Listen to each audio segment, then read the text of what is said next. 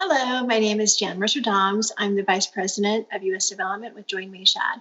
We are a company for women by women, connecting women to each other and to the companies, causes, and organizations that champion equity for women professionally and personally. You're with us today watching our Diversity, Equity, and Inclusion show brought to you each and every week. Please make sure to join us at our YouTube channel, Join Mayshad, and at our website, joinmayshad.com, where you can learn all about our upcoming shows, our workshops, brain trust, and opportunities for you too to become involved and join us in this new movement as we revolutionize how professional women connect, engage, and do business together. I'm thrilled and honored to be hosting an incredibly accomplished woman today, Maureen Kline. Hi, Maureen. Welcome to the show. Hi. Thank you. You're welcome. Maureen is the Vice President of Public Affairs and Sustainability for PIRELLI Tire North America. Maureen, we have so much to talk about in this new world. Yeah. Today's show is called 7 Generations into the Future. And I would love for you to talk to us a bit about the backstory of what that means and why now, particularly in this moment in time, is it really important for us to think about what we create, what we produce, what we sell 7 generations into the future. Well, thanks for starting off with that question. I love that Native American concept. It comes from the Iroquois Federation, which was a confederacy of 6 tribes in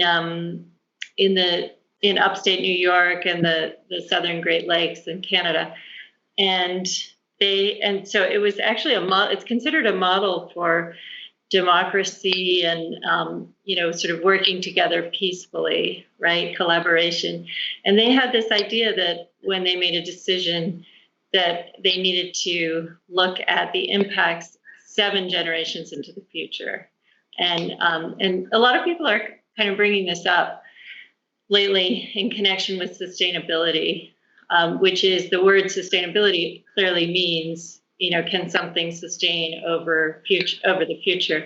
And the reason that this is coming up so much is clearly we've gotten ourselves into a system where, we've kind of lost that. So we're running around, we're moving faster all the time, we're competitive, we have a short-term horizon, we put money in a central position over wellness and other things. We have a financial system where the purpose of a corporation has become known to be to create value for shareholders in as much as possible in a short period of time, and without attention to anything else.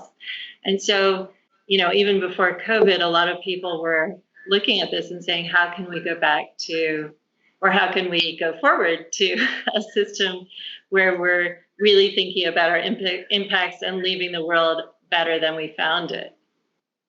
It's interesting. Is there something special about the number 7 as we think about 7 generations? I don't know where that came from. And, who knows, maybe it was a sacred number. I don't know. I haven't done enough research to find out where they came up with 7. As far as I'm concerned, it could be 10, it could be 5, but in sustainability as applied to, as corporations look at it, is a journey, clearly. Like, you don't just jump into some new thing and you're suddenly a sustainable company. It's a journey.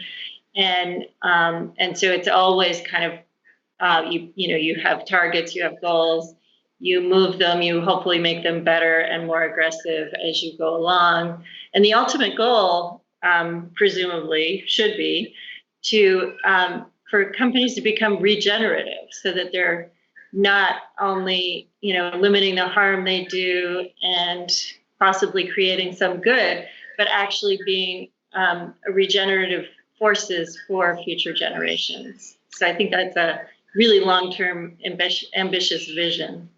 And I think it's really fascinating because there's so much happening in this moment in time, but yet it also kind of flies in the face of how we think about, to your point, just in the sense of how Americans live, for example, right? And the short attention spans that we have, and the way in which, when we think about saving and creating a sustainable place for future generations, we're often just thinking about our children or our grandchildren, right? Mm-hmm. And we see now that mindset that we've incorporated in, and then that's gets internalized and then lives through our behaviors, it has become very destructive. And you see that in everything from global warming and climate change to disposable fashion, fast fashion, just even to how we think about, what we use and what we consume and what we waste.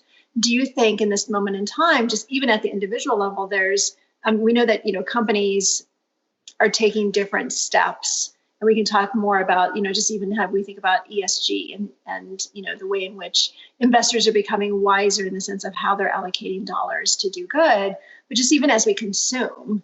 And is that a space that's often perhaps even more overlooked, just in the sense of what individuals are doing on a daily basis to make the world a more sustainable place? Yes, and I think absolutely, and that's why we need policy, because you can't expect people to really make that transition all the way, with their consumption. But I would start maybe very broadly. My favorite book right now is called Donut Economics. It was written by a wonderful woman named Kate Rayworth in the UK, and she sort of stopped and said, our idea of economic development, economics is this kind of graph with a line going up forever into nowhere infinitely. So we're always growing. We always have to grow. And when you have a planet that's, running out of resources for the demographics that we have, you need to start thinking in terms of planetary boundaries. And that leads you to think about things like the concept of the circular economy, which meaning, use things over and over. Don't just sort of take, mine minerals out of the ground and agriculture, turn it into a product, use it and throw it away. But find ways to build products that last longer, that are made for other uses after their first use, and so on. And so you start to adjust your mentality there. But we do, in terms of consumers, you can see in retail, everyone says, oh, we should have less packaging, but then they buy from Amazon and throw away big boxes and lots of bubble plastic. And it's very hard to do that. So you really need policy. And, I don't think it's overreach of government to put in place policies that sort of direct that. Because we really need to change from one system to a dramatically different system. And so in order to do that, you're gonna need a push, right, from the government. I think it's interesting because when we think about, those other moments and times in our history where there's been seismic shift and massive disruption, I often think about 2007, 2008 with the global the Great Recession. And, from that sprung a lot of innovation in how we think of now the sharing economy, for example, right? So we think of companies like WeWork and Uber and Lyft and Rent the Runway. And it's, those companies were designed to do exactly what you're saying. And now that we're in this pandemic, there's a heightened sense of fear and anxiety, particularly for companies like that, because of the sharing component of it, right? And so what do you envision in the sense of innovation coming down the pike that will still be able to accomplish what you're espousing, what you're advocating for, but yet also taking into consider those basic considerations that now are part of our realities? With COVID. Yeah, so COVID, I think it's, there's a lot of interesting aspects to COVID. Obviously, it's a horrible thing, but there are some things that are dovetailing with sustainability, actually, that just naturally happened. Like, for instance, we collectively put health and life above money. So we're starting to kind of reverse that, albeit with chaos and confusion.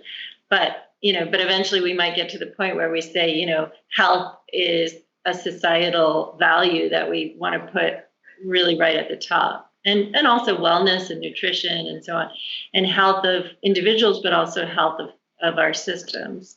And then another one is the urbanization. Everyone thought that everyone was going to be going to cities, and then you had pollution and congestion and some of the industrial problems of cities.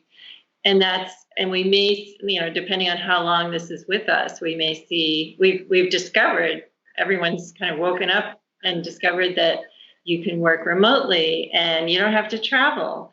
And, maybe we can save time, money, and pollution by staying home and focusing on local ecosystems, local food. Supply chains got disrupted, global supply chains. And so, we're starting to think more locally, and not in the sense of protectionism, but in a positive sense of opportunity.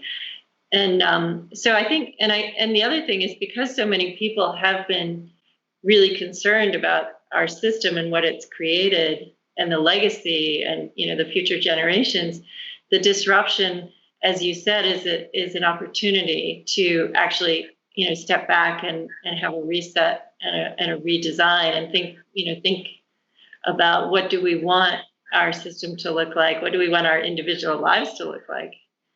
And I think what I would call the change from the corporate perspective is moving from shareholder capitalism to stakeholder capitalism. So where companies, which are so powerful in our system, start thinking about creating value for not just for shareholders, but for employees, for customers, for the local community, for the environment, and so on. And that's a way to frame it, which a lot of people are doing, and investors are pushing towards that. And in fact, if you think about it, creating value for all of those stakeholders ultimately translates to the bottom line, to a better bottom line, a healthier company, a company that is more resilient, that reacts better to risk, and and just generally creates value, and also is more collaborative and and less kind of short term and focused, right? It was interesting on a show that we were producing earlier today. We were talking about how just HR as a function is really going to have to disrupt itself to be able to stay top of mind, to help ensure that companies are creating safe and honest and open and transparent infrastructures for their team members, right? Particularly because some of us will go be in an office, some of us may not be in an office. What does that mean, for people of color and for women, in the sense of being sure that the systems and institutions that were created largely by people in power, right, that we move beyond that and actually think about inclusion and belonging in very different ways. Interesting. Absolutely. Yeah. In our company, we've been thinking about that as well. So, I would love to hear from your perspective and but actually, before I ask that question, let me go back to another question that was in my mind for a second. So you're joining us from Italy today. I want all of our viewers to know that you're in Italy, and so interested to hear your perspective of, what your experience with COVID has been like, given the sense that you were still here in New York when COVID first came on the scene, and then you fled. Yeah. To a country that had experienced a dramatic swing in the early days of it. Talk to us a bit about, and I'm mentioning this question because, you're mentioning, that we need to have governmental policies in place here to be able to move to this new, different, more better opportunity. What has your experience been like in Italy? Well, first of all, I lived in Italy for over 20 years. Before moving to New York in 2012.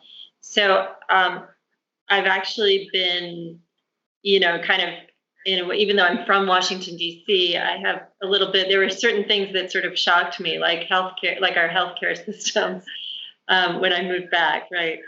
And, and I would say that somehow we've gotten, clearly in our politics, we've gotten so polarized, but we've got things that from a European perspective, really, no one can understand where they came from. So, like mask wearing as it's obvious. Doctors wear masks, they always have. And, in order to prevent contagion. So anyway, so the experience with COVID, Italy was the first Western country to be hit by it. And, I was very connected to people here, and so they were kind of, locked in their apartments. They were very disciplined about it. the government came down very hard and with the rules, and particularly in the north, people where it really exploded, people were just very good, and you could get a massive fine if you were breaking the rules, and so people learned right away, and then they got the numbers down. And now as they're opening up, people are respectful of wearing a mask when they go inside. The government just put, because of summer, celebrating, the government just closed down discos because people were dancing and, congregating too much. And there's a rule to wear a mask at night when you're congregating. Because I think it's the young people, just like in the United States, that is a concern. But in any case, it's politically, moving a little bit away from COVID for a minute. Politically, it's interesting to me how, things that seem very far to the left in America are actually sort of center right in Europe. Like the Green New Deal and healthcare for all and things like that. I mean, it's just, having lived here, it's a little bit startling how some things get framed that should be kind of fact-based and normal, It's so true on so many levels. I want to shift for a second around talking about your company, PIRELLI, and your perspective on what does it mean to be a global leader in combating climate change as a tire manufacturer. And in one's mind, you may think that there are some inherent contradictions there, but sure. PIRELLI has been a key leader year after year after year in the space of sustainability. We would love to get your perspective of why and what's different for the work that you do. Okay, so first of all, there is, certainly there are some products and companies and industries that are inherently more sustainable than others. But I think you need to apply sustainability to everything that is a basic need, like getting around in your car, right? And so obviously, clearly, actually, the automotive industry is undergoing massive disruption. Most of it in a kind of sustainability direction. Most, if not all, because you have, maybe the technology, the self-driving cars is not necessarily a sustainability factor, but the electric, the connected, so the electric, connected, self-driving, and sharing are the four disruptions in the automotive industry. And tires, people don't think of tires as a very high-tech thing, but because of the safety issue, tires are the one thing between the car and the road. There's a lot of technology that goes into it, and so safety is the number one concern, of course. But then there are ways to get to have the tires more fuel efficient, and therefore saving you money and also emissions.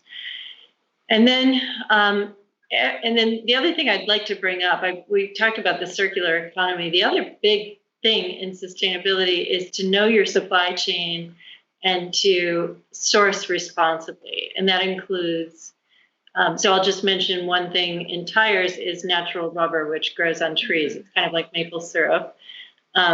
That you tap it out of the tree. And the trees are mostly in Southeast Asia. And so we want to make sure that the trees that the rubber that we're buying has not, because of the rising demand for rubber globally, that we're not causing deforestation by having people cut down natural forest and plant rubber plantations. Same issue as palm oil. And then the second part of it is human rights. Every company needs to step up and make sure that there's no forced labor, no child labor, no exploitation in their supply chains, that people are earning a living wage. And so that movement of companies down the supply chain it's a very interesting development. And that, I think, is where where big companies, maybe in the West, can make a difference all over the world by really working on their supply chains and making sure that they're, again, going back to the original concept of impacts and what you leave for future generations. That's going to be in the supply chain. So Pirelli as a leader, I think Pirelli has gone down a path of focusing on the kinds of ESG that investors are looking for. So reporting on everything that we can in terms of environmental, social, and governance, and then improving year on year. But the main thing which all companies need to do, which is really the next step, is to integrate sustainability into the core business. And it's easier to do that in Europe because it's more, it's been around longer. It's more, investors are more involved and so on. But as I said, it's a journey, and it needs to be integrated, because then when sustainability is integrated in your core business, the money that you invest in it gives you a really good return.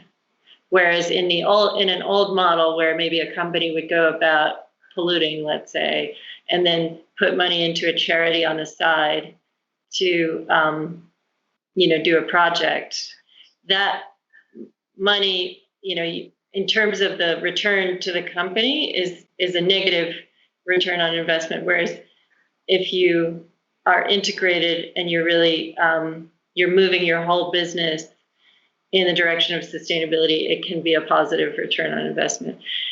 But I definitely want to be more modest about this leadership, because I think we are going into a really collaborative era where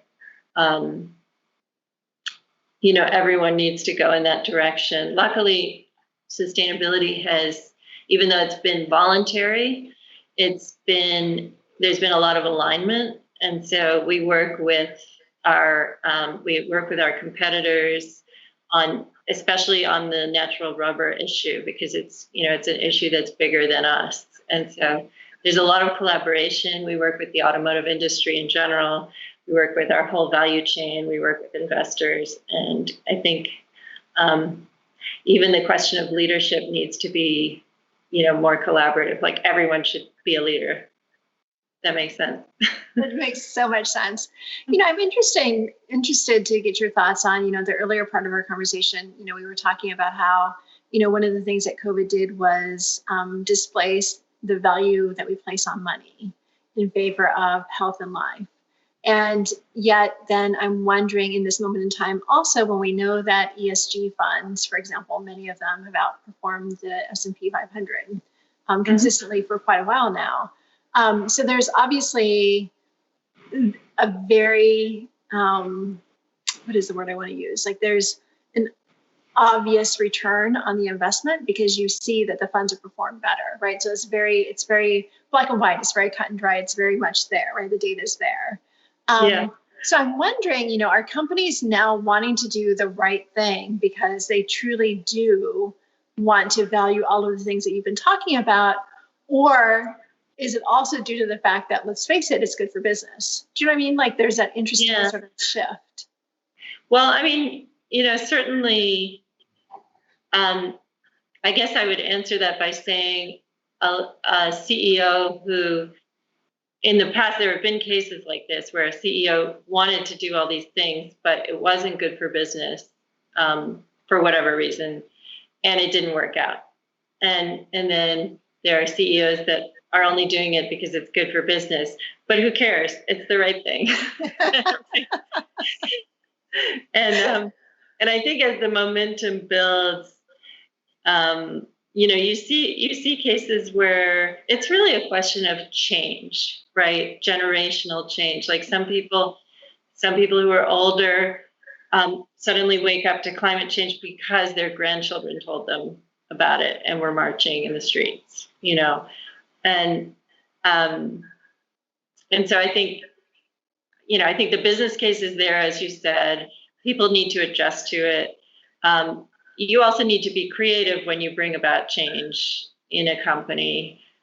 And, the things that work best are the win-win kind of things that are, very clearly. And also we are, we started out talking about short-term versus long-term. We are still in a short-term pressure era. So it is hard to just think long-term. You can't do that if you're a company that's listed on a stock exchange. You're Right. gonna have pressure, to deliver that. And especially in a time like this where, we mentioned that health is being put ahead of money, but that's not necessarily a good thing, because then we have all the makings of a recession. We have, people facing eviction and losing jobs and all of that. So all of that needs to be addressed. But hopefully this is an opportunity to address it in a more inclusive way. And we'll see how that goes. It's interesting. Do you think that also how we think about human rights will evolve as well? Because you had mentioned, things pertaining to like sweatshop labor and forced labor, which, goes back to my thinking of like, Nike, when Nike became under so much pressure in the 80s for labor abuses, right? And so now I'm wondering, in this moment in time where there's a perfect convergence of so many different social justice issues happening and coming to light in 2020, 1 year alone, that I'm wondering just how we think about human rights will evolve as well. Yes, absolutely. I think that is huge right now. I mean, I think if you compare Europe and the United States, I think the United States is really putting diversity and inclusion front and center, and Europe is putting climate front and center right now. But all of those things are so important, and clearly we have to, we're all looking at this systemic racism that we've all been part of, and companies are looking at it.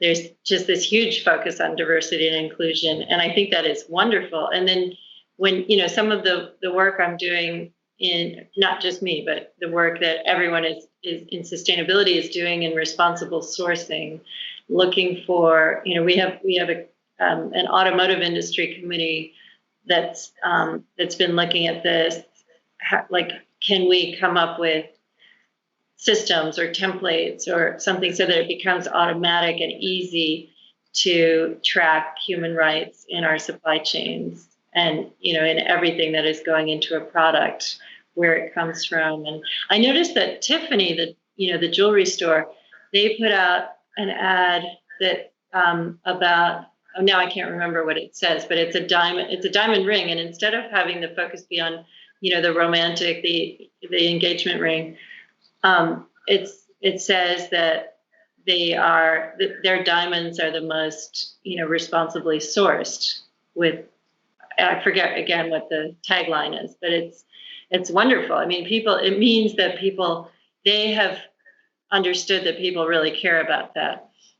And another thing that comes to mind is, you were talking about consumers before. I really think that the youngest among us are focusing on that. And so for example, there's a bank called Aspiration Bank, which is an online bank, and their ATM card, when you make a purchase, it tells you that product, we gave it a people score of 70, a planet score of whatever, 85.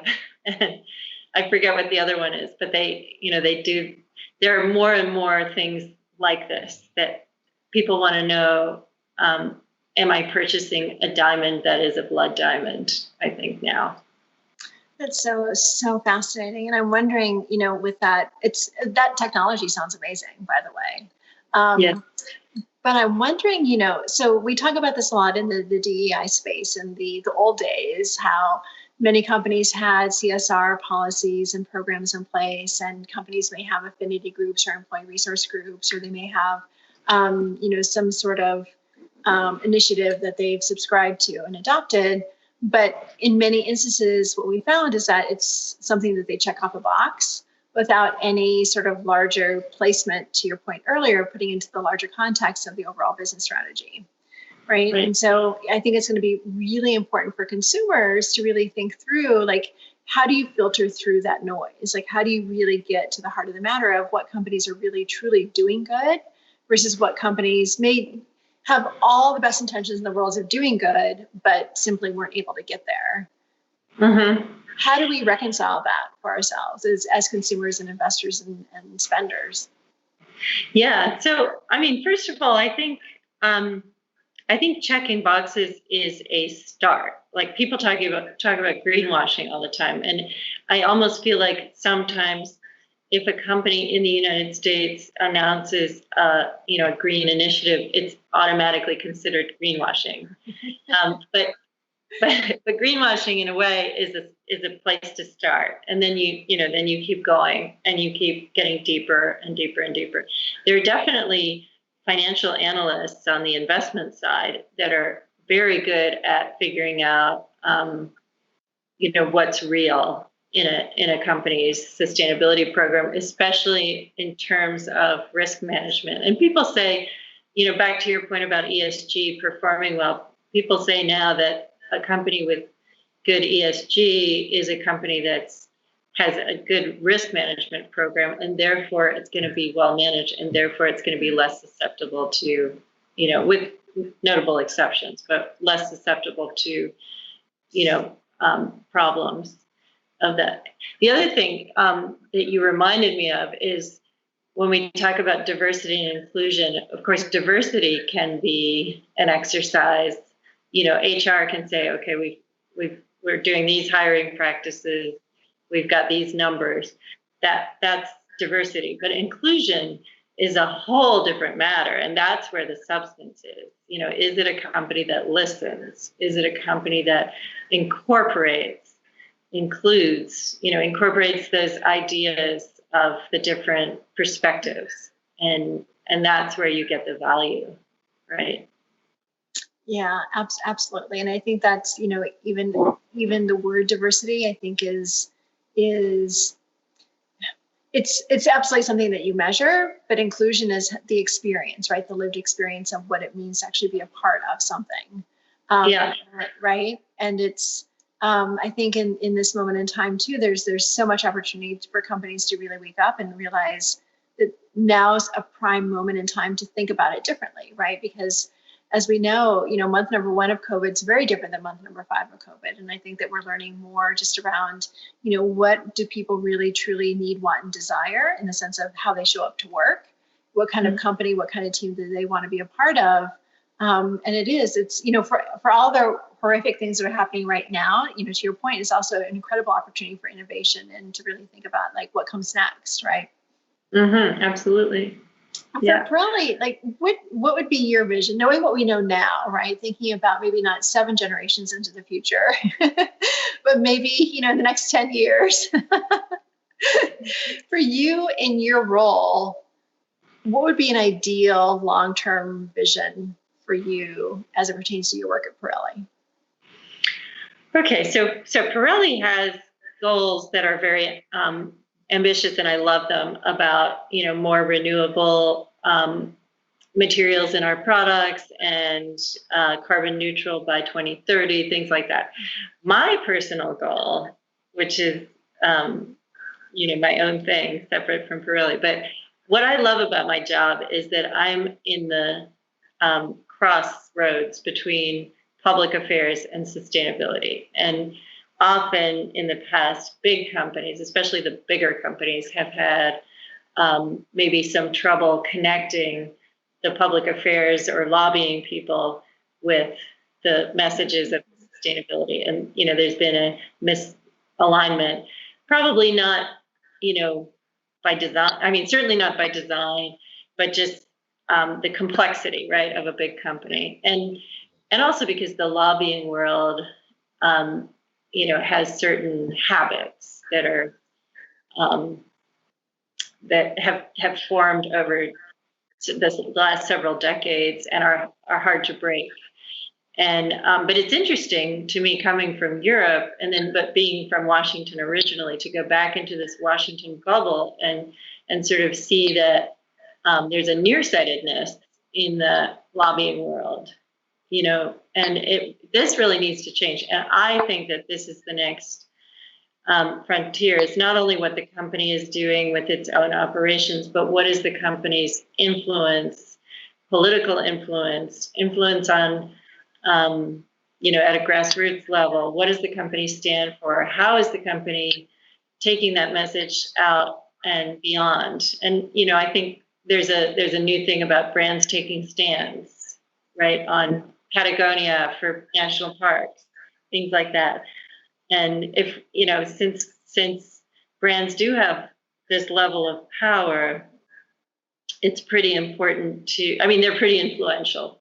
And so how is that influence, again, going to the 7 generations, is that influence being helpful to the future generations, or is that influence being used, either not used or being used badly? And I think we need to change the lobbying system to bring back democracy to our country. So that is where I'm happy to be, kind of operating. And that's next. I have to ask you, what advice would you personally have for the Biden-Harris campaign?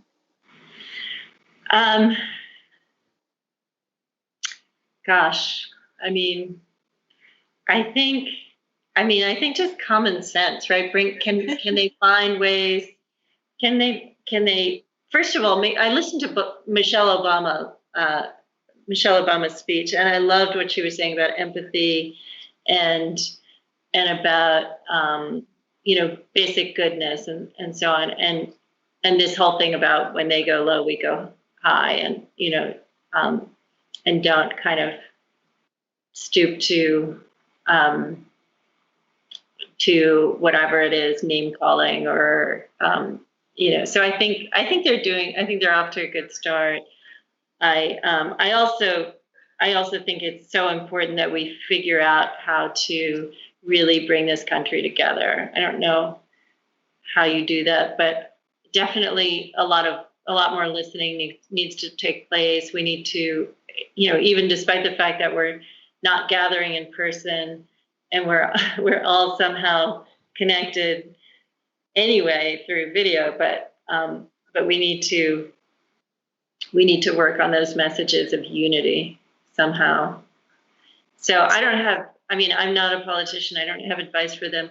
I did participate a little bit in an initiative by the American Sustainable Business Council to come up with advice for them, which I wholeheartedly endorse, which is about, focusing on inequality, focusing on environmental sustainability. Responsible sourcing is in there that we just talked about. And, just the government having a role in putting us on a path to a stakeholder capitalism kind of sharing prosperity, inclusive capitalism model that we don't have now. Let's talk for a minute about going back to the part of our conversation about supply chains. And it's interesting that I think that, of course, technologies brings us so much opportunity to be able to communicate and conduct business globally, because we're not necessarily hopping on a plane to go to a business meeting, or, it opens up so much more opportunity just for potential collaboration. But yet, of course, we know there are challenges associated with that as well, because we're doing this as opposed to doing this face to face. But from a supply chain perspective, then, some of those restrictions that we're still all experiencing globally, what are some of the benefits of that as we start to think more locally? And then what will be some of the challenges, given the fact that the world's experiencing COVID still in many different ways that are extreme and divergent from each other? Yeah, well, so again, the government, of course, in the United States, the role of government is heavily debated. But when you have an emergency like that, I think the government actually needs to get ahead of, are we going to have a meat shortage? And are we going to have parts missing that are coming from China, and just, be very proactive about looking at problems coming up and finding solutions. I like to think that the local economy can that local governments, I think, are really stepping up, including on climate change and things like that. And we forget how important that is.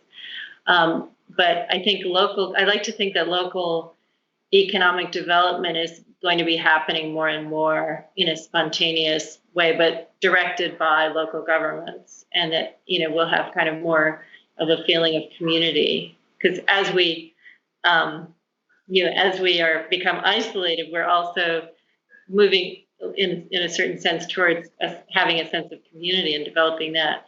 But in terms of the global supply chain system, and of course tires, you can't just make a tire in your backyard.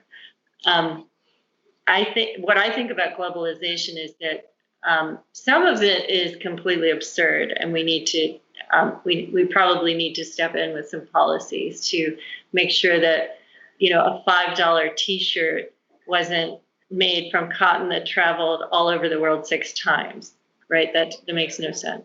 But at the same time, I think global trade is a way of having leverage to bring human rights, to bring environment, to bring prosperity, to bring people out of poverty, to impose environmental standards, to kind of raise all boats, right? And so we need to kind of stick to that view of it when we're operating in that space.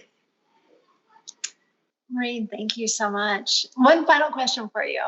Okay. So I like to always ask, because it's, many people ask the question, what advice would you give to your 16-year-old self? I like to ask the question, imagine yourself at 85. What now would you want to tell your 85-year-old self? Ooh.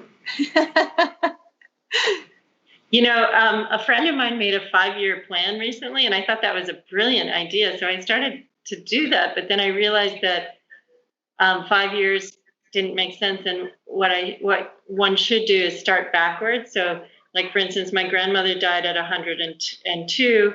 My mother is in fabulous health at 80. So if I go from 100 back down to 80, where do I want to spend those 20 years, which is 20 years, right? And then where do I want to, how do I get from here to there, right? I haven't figured it out yet. But what I would say to my 85-year-old self is, what I would like to say to my 85-year-old self is, you followed your instinct, and well done, and enjoy the rest of the future.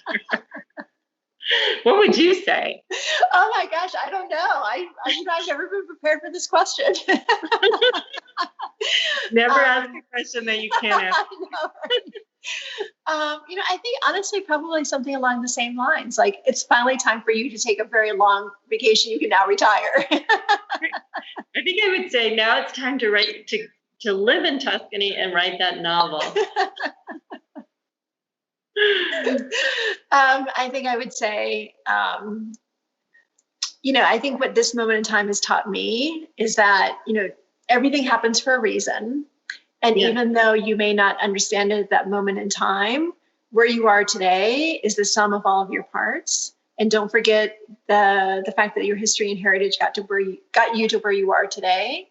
But always, always, always keep an eye to the future. Like, try not to live too much live in the present, but also really think about, like, the vision for the future that you want to create. And the past is the past. No need to dwell on that. I love it.